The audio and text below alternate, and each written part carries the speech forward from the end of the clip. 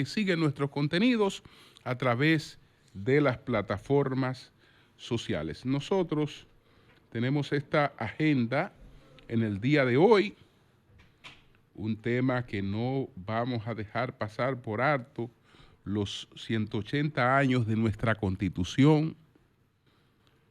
Necesitamos, señores, necesitamos estrategias más efectivas para proteger las vidas de nuestras mujeres. Está la solución a la vacancia en la alcaldía de La Vega y desde luego es el tema fuerte del día de hoy, que son los resultados de las elecciones en Estados Unidos. Entiendo que Trump es el producto mejor acabado de la saturación informativa y ya nos explicaremos en ese sentido. Empiezo felicitando a la empresa IQTech, que ha ganado el Premio Nacional a la Calidad del Sector Privado en la categoría de Gran Empresa de Servicios.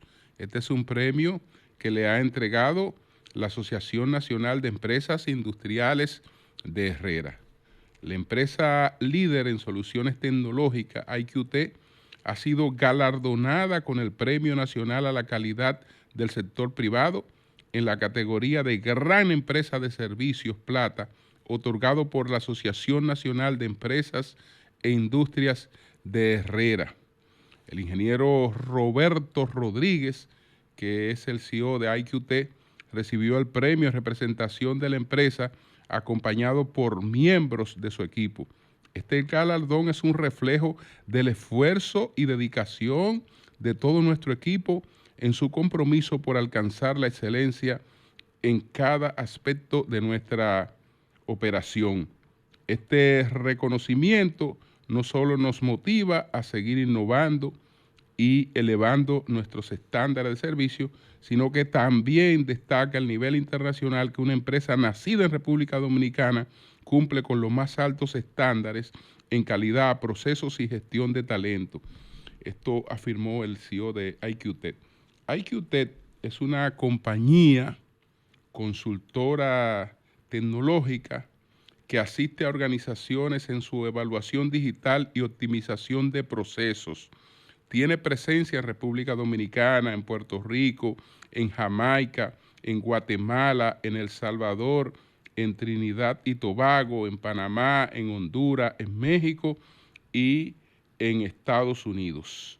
Así es que nuestras felicitaciones para todos nuestros amigos de IQT, para don Roberto Rodríguez, para Magín Ferrero, Migoya, para todos nuestro abrazo y nuestras felicitaciones por este reconocimiento. Señores, estamos conmemorando en el día de hoy, que no se nos pase eso, el 180 aniversario de nuestra Constitución. Nosotros no tenemos otra Constitución. Nosotros tenemos la Constitución del 6 de noviembre de 1844. Esa Constitución ha tenido algunas modificaciones, pero en lo esencial, nuestra Constitución es la Constitución del 6 de enero de 1844, la Constitución más liberal que haya tenido el Estado dominicano, independientemente de lo que pasó con ella, porque esta Constitución, que en esencia estaba embebida de todo el pensamiento liberal, así como de la Constitución haitiana de 1843, de la propia Constitución de Cádiz del 1812, de la Constitución de Estados Unidos. Ahí no hubo un solo de los conceptos liberales que no fuera asumido por esa Constitución del 6 de noviembre de 1844. Es verdad que hubo un trastorno, pero eso fue sobre la cabeza de los constituyentes. Eso fue sobre la cabeza de los constituyentes y con la oposición férrea del presidente de la Asamblea Constituyente, que fue Buenaventura Báez, que se opuso a el artículo 210, que finalmente se terminó imponiendo en nuestra Constitución y que muchos la satanizan por ese artículo. Pero mire, si tenemos tribunal constitucional, todas las garantías constitucionales ya estaban establecidas en esa Constitución del 6 de noviembre de 1844. Si tenemos inmunidad parlamentaria, no hay una sola cosa que tengamos hoy que no haya quedado, digamos, establecida, aunque después buscara otras formas, que no haya quedado establecida en la Constitución del 6 de noviembre de 1844, y no es cierto que había por ahí un proyecto y que fue que los conservadores impidieron el otro proyecto. Ahí no hay una sola idea de la que estaban en boga que no estuviera plasmada en ese proyecto, en esa Constitución del 6 de noviembre de 1844. Sí, es verdad que esa Constitución produjo esto que en cierta medida, si lo vemos fuera del contexto en el que se produjo, la manchó. Y este es el artículo 210.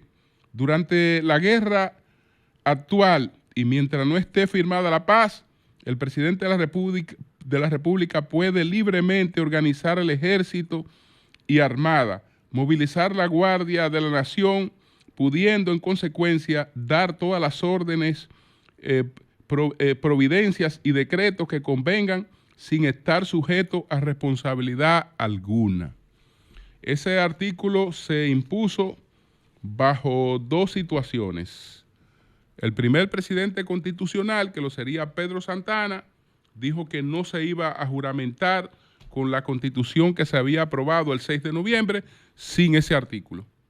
Pero además sabemos que envió a San Cristóbal pues un grupo de personas armadas que rodearon el recinto donde se había terminado de redactar la Constitución el 6 de noviembre de 1844, y ahí se impuso ese artículo. Pero ese artículo aparte, esa Constitución no tiene nada que esté por debajo de, porque me van a hablar de que la Constitución del 63, que la Constitución del 58 es moca. Mentira. Mentira. Una Constitución, lo dijo el padre del constitucionalismo, no es lo que está establecido en los papeles, es lo que guarda esos papeles de relación con la realidad, porque si no, dijo el señor Lasalle, no Balaguer, sino el padre del constitucionalismo, si no serían pedazos de papel. Pedazos de papel. Pero lo dejo ahí. Con relación a este tema, solo quería recordar que estamos hoy conmemorando el 180 aniversario de nuestra Constitución, que es la del 6 de noviembre de 1844. Esa es nuestra Constitución. Entonces, ¿por qué, señores, tener presente los feminicidios? Porque en medio de todas estas informaciones, esa es una tragedia que nosotros no podemos dejar pasar por alto. En pocos días hemos tenido 3 feminicidios. Está el caso de una jovencita de apenas 21 años de edad en Santo Domingo Este, que su compañero o excompañero de la misma edad la ahorcó en un hotel en Santo Domingo Este. Ellos estaban separados, él la invitó, dije que le iba a regalar un celular y era para ahorcarla. ¿Cómo la ahorcó a esta jovencita de apenas 21 años de edad? Ella se llamaba Diana Aimet Mora. Y el individuo que la ahorcó, Hansel Julián Pacheco, alias Chacorta. también tenía la misma edad que ella. Pero está el caso, señores, de Juana Suárez, que tenía 54 años, y Yulisa Germán Suárez. Doña Juana era la madre de Yulisa. La expareja de Yulisa mató a la madre, a Juana Suárez, y dejó herida a Yulisa Germán Suárez. Ese fue el señor Joan Mejía Castro. Eso ocurrió en Quitasueño de Cotuí. Pero también en New Jersey, me dicen que la hija también murió después, que en New Jersey, algo similar, porque en New Jersey, un individuo que se llama Junio Edward, pues asesinó a su suegra, Catherine Núñez, y a Maribel Núñez. La suegra también tenía 54 años y la expareja de él tenía 33. Él entró a la casa, las asesinó a las dos, se salvó un niño de 8 años porque se escondió. Todo esto para recordar que tenemos que generar mecanismos preventivos contra los feminicidios. Yo sé que, sobre todo, muchas damas de clase media que abogan por la libertad plena de la mujer, dicen que la mujer tiene pleno derecho a desentenderse de una pareja, hacer lo que ella entienda con su vida. Eso es verdad. Pero en términos sociales, la que dice eso está en una situación distinta a la que padece de los crímenes. La que padece de los crímenes, entonces está en una circunstancia que aunque ella quiera ejercer su libertad, tiene que ir buscando la forma de hacerlo. En todos estos casos, ¿cuál es el elemento común? El elemento común no es ni siquiera la separación. El elemento común es que tú eres una propiedad mía. Tú te separaste, pues tú no tienes derecho a estarte exhibiendo o a que yo te vea o a estar aparentando que está con otras personas. Porque entonces ahí viene la sentencia de ejecución de muerte. Y cualquiera diría, pero ¿qué es lo que tú estás sugiriendo? Que una mujer no ejerza con libertad el derecho que ella tiene a estar con quien ella quiera. No, yo lo que quiero es que esa mujer no la maten. Porque para ella ejercer su libertad, lo primero que ella tiene que estar viva. Ella ejercer su libertad, lo primero que tiene que estar es viva. Entonces, desde luego, que desembarazarse de una relación es un proceso. Desembarazarse de una relación para una mujer que no quiera una condena de muerte es un proceso. Es un proceso que en el que tiene que buscar auxilio, en el que tiene que buscar asesoría, en el que tiene que saber que la vida hay un tránsito, hay un tiempo de cierto resguardo para poder preservar la vida. Porque la que te dice a ti, no te lleves de eso, que eso te lo está diciendo un machista, tú tienes derecho a estar con quien tú quieras y M para todo el mundo. Bueno, M para todo el mundo porque a ti no te van a matar, a ella la van a matar. Y el individuo que la va a matar no le importa el mensaje que le estemos emitiendo. No le importa para nada eso. Entonces, hay que crear mecanismos, señores, en ese sentido, porque ante esta tragedia no podemos sencillamente colocarnos de espalda. El otro tema que me queda antes de entrar en las elecciones de Estados Unidos es la solución de la vacancia a la alcaldía de La Vega. Yo creo que a eso había que buscarle una salida y esa es una salida institucional apropiada. Se convenció a la señora Amparo Custodio para reconsiderar su renuncia. Y como esa renuncia no había agotado una tramitación muy formal, sino que ella la anunció, eso se dio por un hecho, etcétera, pues era revisable, pero además resolvía el problema porque había un vacío que tratando de resolver podíamos generar mayores crisis. Y yo no estaba de acuerdo con celebración de nuevas elecciones, eso era un trauma también innecesario. Entonces lo que ocurrió fue, y ya sabíamos que esa era una solución desde hace tiempo, que los regidores en mayoría reconsideraron la renuncia. Ella había expresado su disposición de esa reconsideración. El asunto se decoró con instituciones que fueron a pedir que la vicealcaldesa reconsiderara esta decisión, instituciones comunitarias, y la mayoría de la sala capitular aprobó la reconsideración de una renuncia que no se había establecido ante la Junta Central Electoral, que no había agotado ningún otro mecanismo que no fuera el mecanismo de la sala capitular. Entonces yo creo que son los menos traumáticos. Esa era la salida más adecuada. El PRM, su comisión ejecutiva, había escogido al doctor Agustín Burgo. Cuando eso se produjo, pues criticamos esa decisión, no porque el doctor Burgo no le sobraran condiciones, es una persona sumamente decente y es una persona con un liderazgo demostrado en La Vega, pero la forma en la que se adoptó la decisión era atropellante.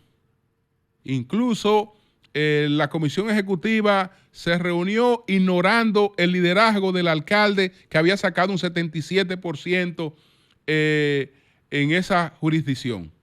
Es decir, aunque el voto tuyo y el mío son iguales, en una cuestión como esa, desde luego que la opinión tuya tiene que pesar más que la mía, porque quien hizo sus compromisos, quien hizo su campaña, allí fuiste tú. Y quien tiene su liderazgo allí, fuiste tú. Entonces la forma en la que eso se abordó no fue la más correcta. Yo creo que esta forma es una forma menos traumática. Como quiera hay trauma, pero menos traumática. Entonces ya vamos a cerrar esa página. Vamos a cerrar esa página. La alcaldesa de La Vega es la vicealcaldesa. Ya veremos entonces qué pasa y a desearle suerte a ella en estas funciones, en estas responsabilidades. Señores, miren, nos toca abordar el resultado de las elecciones en los Estados Unidos de América, que son unas elecciones sin duda alguna ganadas por Donald Trump. Ayer decíamos que desde el punto de vista del realismo, que es una escuela de pensamiento con bastante vigencia en los Estados Unidos y que en gran medida dominó todo el siglo XX. En la primera mitad del siglo XX, pues su principal exponente fue Hans Morgenstern, y en la segunda mitad del siglo XX, Huntington. Entonces, el realismo, desde luego, coloca los intereses sobre la mesa.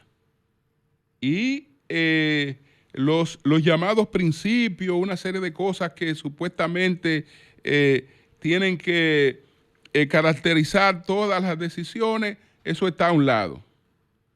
Eso está a un lado y vamos a ver las cosas en función de los intereses de nuestro de nuestra nación. En función de los intereses de la nación, realmente el que parecía menos perjudicial para nosotros era Donald Trump. El que parecía, porque con los americanos no estoy absolutamente convencido de nada, pero el que parecía el menos perjudicial para nosotros como dominicanos era Donald Trump. Pero veamos lo que pasó intentando buscar algunas explicaciones. ¿Y en qué Estados Unidos fue que se desarrollaron esas elecciones de ayer? Ese no es el Estados Unidos de la tradición weberiana. Aquel Estados Unidos donde se levantó el espíritu del capitalismo sobre la fe cristiana, sobre todo protestante, que veía el trabajo y el ahorro como un homenaje a Dios. Y que en base a eso desarrolló una disciplina que llevó al desarrollo de un sistema capitalista en Estados Unidos y en otras partes del mundo, que es la tesis de Weber sobre el espíritu del capitalismo. No, esos Estados Unidos no son eso. Esos Estados Unidos son otros. Y a esos Estados Unidos es que se refiere el señor Tooze cuando nos habla de lo que ocurre hoy en Estados Unidos, que del llamado protestantismo zombie, él entiende que se ha evolucionado a un protestantismo cero. En el protestantismo zombie ya la sociedad no era aquella sociedad de Weber, sino era una sociedad que se había alejado de las prácticas religiosas, pero mantenía la cultura religiosa, sobre todo en 3 ocasiones de la vida: al momento del nacimiento, al momento del matrimonio y al momento de la muerte. Todo eso estaba caracterizado por las tradiciones cristianas. Lo que se observa hoy en esta sociedad con las muertes por fentanilo y por el crecimiento de los sepelios con cremación es una situación de protestantismo cero. Y a eso él se refiere en esta obra que ha sido un bestseller. Aquí es bastante conocida. Me refiero a la derrota de Occidente de Emmanuel Todd. ¿Qué dice Emmanuel Todd? El Estados Unidos de hoy ya no es un Estado-nación. Ha perdido su clase dirigente y su capacidad de marcar un rumbo. Hacia 2015 alcanzó lo que he denominado un Estado cero. Esta expresión no significa que el país ya no exista ni produzca nada, sino que ya no está estructurado por sus valores originales protestantes y que la moralidad, la ética del trabajo y el sentido de responsabilidad que impulsaban a su población se ha evaporado. La elección de Trump, adalid de la vulgaridad, seguida de la de Biden, adalid de la senilidad, habrían sido la apoteosis de ese estado cero. Entonces, esa es una de las explicaciones. La otra explicación nace de la sobreabundancia de información que ha propiciado el desarrollo tecnológico al que asistimos actualmente. Siempre que tenemos mayor distribución de información y toda vez que nos ha llegado una tecnología que ha creado mayor distribución de información, entonces nos hemos empoderado de lo que Harari define como la idea ingenua de la información. Es decir, creemos que porque hay más información a disposición de la gente está mejor edificada. Y lo que ha ocurrido, no solo en esta circunstancia en la que hay más sobreinformación que nunca, y en la que el mundo está más interrelacionado que nunca, y en la que ya no hay acontecimientos locales, y en la que usted puede alcanzar información especializada sobre cualquier tema con suma facilidad. Es decir, que se supone que todo esto debe darnos un elector más consciente, un elector más crítico. Pero eso no es lo que ha ocurrido. Eso no es lo que ha ocurrido. Lo que ha ocurrido es a lo que se refiere Harari. Eso es lo que ha ocurrido, a lo que se refiere Harari. ¿Qué pasa en circunstancias como esta? Bueno, él dice que Yuval Harari dice que cuando la gente deja de encontrarle un sentido al mundo y cuando se ve abrumada por cantidades inmensas de información que es incapaz de digerir, se convierte en presa fácil de teorías de la conspiración y busca la salvación en algo que sí entienda. ¿Y qué es algo que sí entiende? En otro humano. Un humano que con mayor simpleza le explique las cosas, más lo entiende. No importa que no desarrolle ningún concepto. Entonces, Donald Trump es el producto más acabado de esta sobreabundancia de información que tiene a la gente más desorientada que nunca y que entonces la hace más que nunca presa de las soluciones fáciles, de los planteamientos simples. Donald Trump lo va a resolver todo.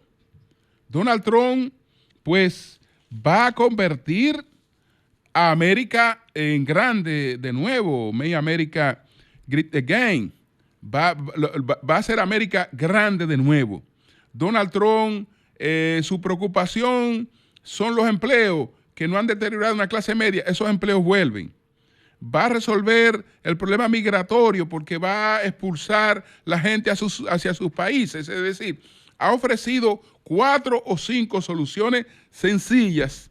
No importa que esas soluciones, cuando usted intenta desglosarla y buscarle una aplicación en la práctica, sabe que no darán el resultado alcanzado, pero aún así la gente prefirió o prefiere ilusionarse con su propuesta. Lo otro tiene que ver con la trampa en la que han caído los demócratas priorizando en temas que no han hecho más que fraccionar innecesariamente a las sociedades. Por ejemplo, Kamala Harris concentró su discurso en la libertad de la mujer. En la libertad de la mujer para disponer de su cuerpo. Pero eso se traducía en un apoyo al aborto en cualquier circunstancia y en una serie de cosas que tienen que ver también con otro tema, porque ya no es solo el tema de la mujer, sino el propio tema de la natalidad, de la animalización de la sociedad, de la sustitución del hijo por el perro, del hijo por el gato, de la familia por los animales. Eso es una serie de cosas en las que los demócratas se dejaron envolver y desde luego, si hay un solucionador sencillo frente a toda esta sobrecarga, entonces la gente volvió a él. No importa cuán convencida estuviera. de que esas cosas él no tiene forma de hacer la práctica. Cambio y fuera.